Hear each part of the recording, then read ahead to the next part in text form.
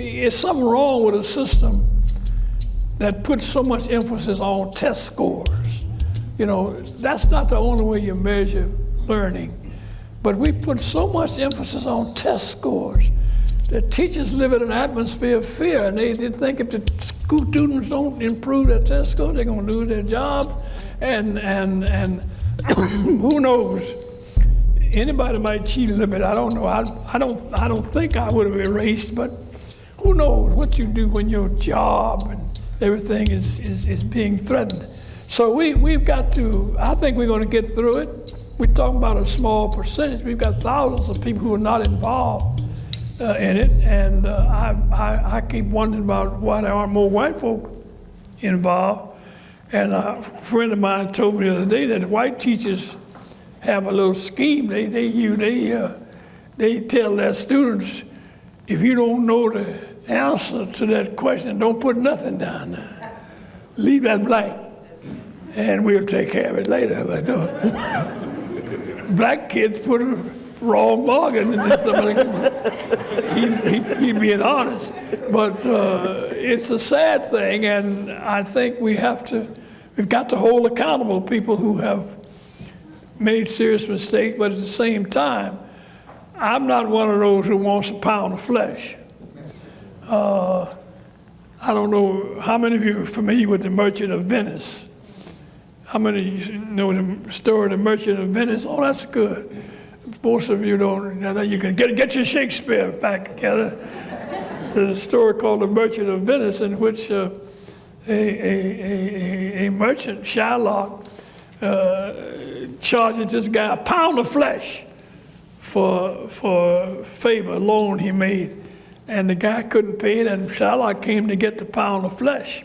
Incidentally, ladies, a woman lawyer by the name of Portia gave a speech called "The Quality of Mercy is Not Strained. It falleth as a gentle rain from the heavens." And she saved the boy's pound of flesh.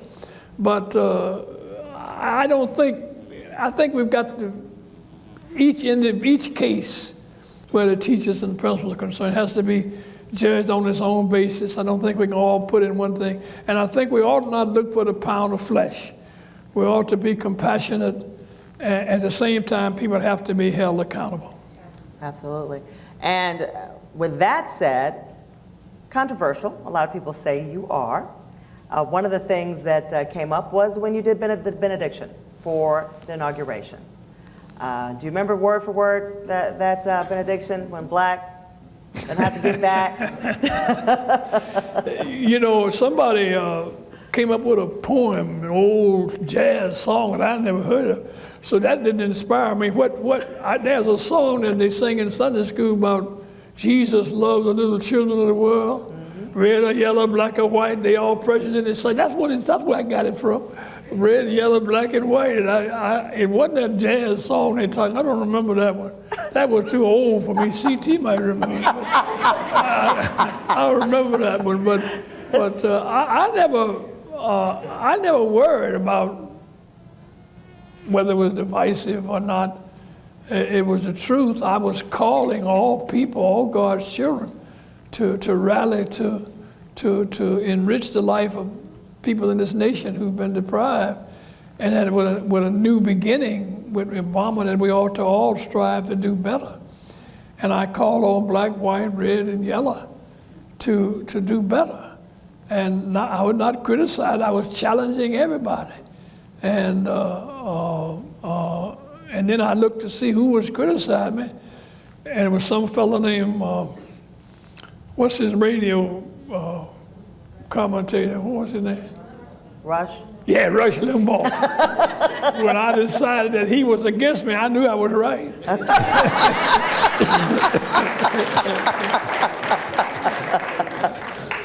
What's one of your favorite, or one of the stories that you've told your children, your grandchildren, about those early years, about getting us to this point where we all are today, where you can look out into this room and see so many successful faces? Well, it's always difficult to say, what's your favorite story? Well, I don't know that I could have a favorite, but there's so many things that happened that were, I guess the one that I'll never forget is one where 3 young people were shot in the head in Decatur, Alabama in 1979 when we were going to try to support a young man named Tommy Lee Hines, who was about 16, 17 years old chronologically, but intellectually his mental age was 8 or 7, something like that, and he couldn't ride a bike because he couldn't get his motor control. He couldn't get his muscles and his mind to coordinate, and they arrested him for raping 2 white women in Decatur, Alabama, and in so doing, he escaped by driving a car. And he couldn't even ride a bike. And they finally there's so much pressure to arrest somebody. They arrested Tommy Lee Hines. We defended him, and we had a march. They arrested him, and we had a march in Decatur. And while we were gathering at the church, the reporters came and said, we just picked up on the radio that they're going to kill you. They're going to kill you and John Nettles when you get downtown in Decatur.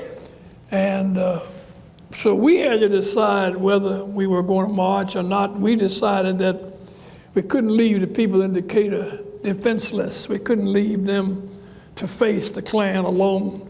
And so we decided to march. And we asked everybody to come into church and put their weapons down and the fingernail files and whatever you had.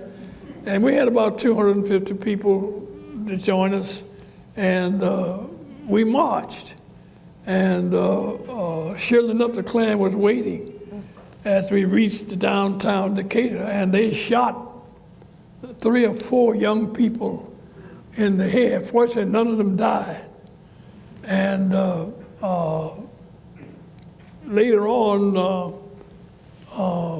civil rights organization in Atlanta, in Alabama, what's his name? I can't think of his name.